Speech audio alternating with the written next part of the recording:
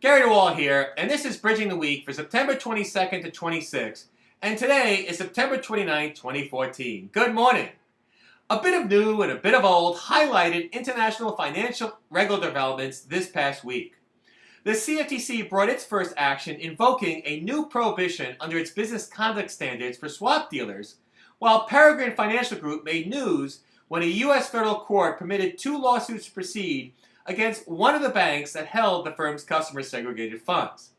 Meanwhile, a new CFTC commissioner invoked Smoot-Hawley to implore cooperation among international regulators regarding the oversight of swaps. Wait, Smoot-Hawley? Talk about a great Final Jeopardy answer. We have a lot to cover this week, in addition to learning about Smoot-Hawley, so let's get going. A U.S. federal court in Illinois authorized two lawsuits to proceed against U.S. Bank arising from the collapse of Peregrine Financial Group in 2012, rejecting a request for the bank to end the proceedings. Peregrine customers brought one of the lawsuits, while FinTech Group, a former introducing broker to Peregrine, commenced the other. Both cases were brought as potential class action lawsuits. Peregrine was a Futures Commission merchant registered with the Commodity Futures Trading Commission until July 2012, when it filed bankruptcy following the revelation that Russell Wassendorf Sr., its principal owner and chief executive officer, had committed fraud by using customer funds for his own purposes.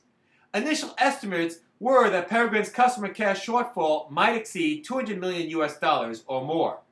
U.S. Bank was one of the financial institutions where Peregrine maintained customer funds. In the customer lawsuit, plaintiffs claimed that U.S. Bank was liable for funds misappropriated by Mr. Wassendorf that had been deposited with it by Peregrine on the basis of a number of legal theories. According to the court, Peregrine established a specially designated customer segregated account at U.S. Bank. However, quote, despite the fact that the relevant account was a customer segregated account, U.S. Bank employees performed numerous transactions out of the relevant account for non-customer purposes, end of quote. The court claimed that this is sufficient at this time to support plaintiff's action. FinTech, in its lawsuit, made similar claims as did the customers. The court dismissed the majority of FinTech's legal theories. However, the court permitted FinTech's lawsuit to proceed based on alleged violations of relevant federal law dealing with the bank's obligations in connection with holding customer funds.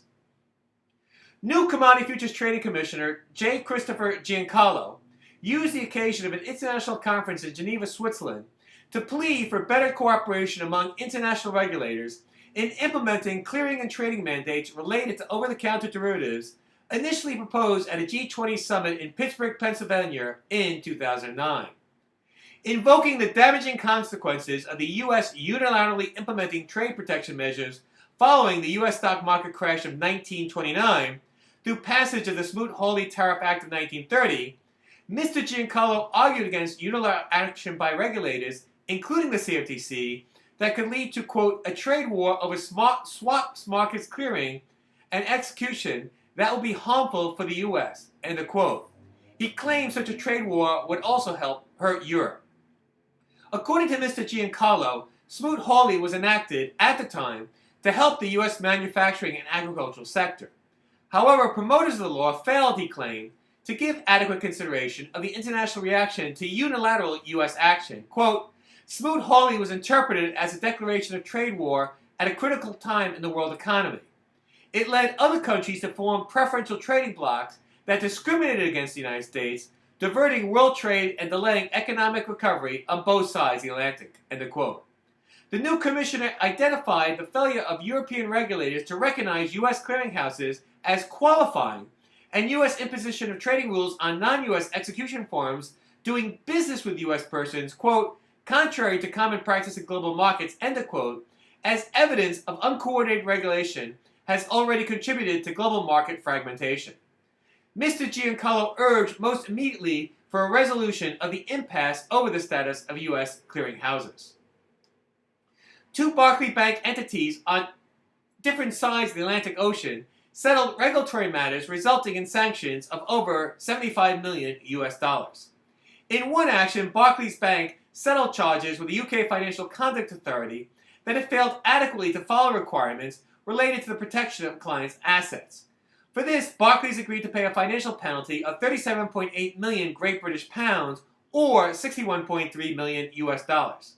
In the other action, Barclays Capital agreed to pay a fine of 15 million US dollars to the US Securities and Exchange Commission and implement certain remedial measures for allegedly failing to maintain an adequate compliance system in connection with its wealth management business.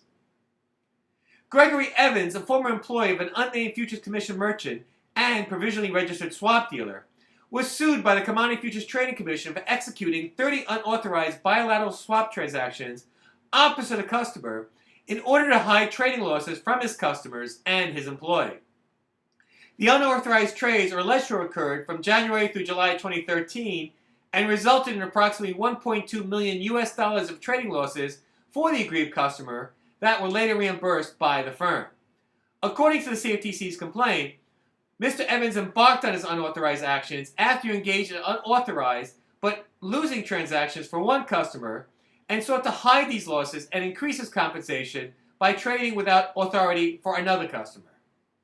And finally, the Ontario Securities Commission issued a staff notice that appeared to restrict, if not eliminate, certain exemptions under applicable law potentially relied on by non-registered foreign brokers, including U.S. Futures Commission merchants, for trading futures and options on behalf of Ontario-based persons.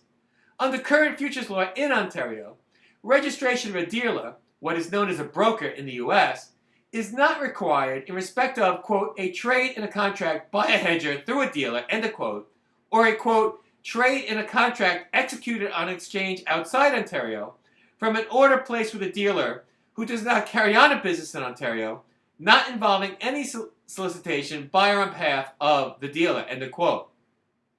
In connection with the so-called unsolicited trade exemption, staff notice claims this was meant solely to apply to, quote, occasional isolated trades, end of quote, for Ontario-based customers that are not solicited by a foreign broker. It was not intended, quote, to permit the operation of unsolicited order execution accounts, end of quote, says the staff notice. In addition, staff claims that the, quote-unquote, hedger exemption is flat out, quote, not available to an unregistered foreign broker that wishes to trade with a hedger, end of quote, even if the proposed transactions are bona fide hedges. Well, that's it for this week's Bridging the Week. As always, there is more information in each article and more articles on the article version of Bridging the Week on this website.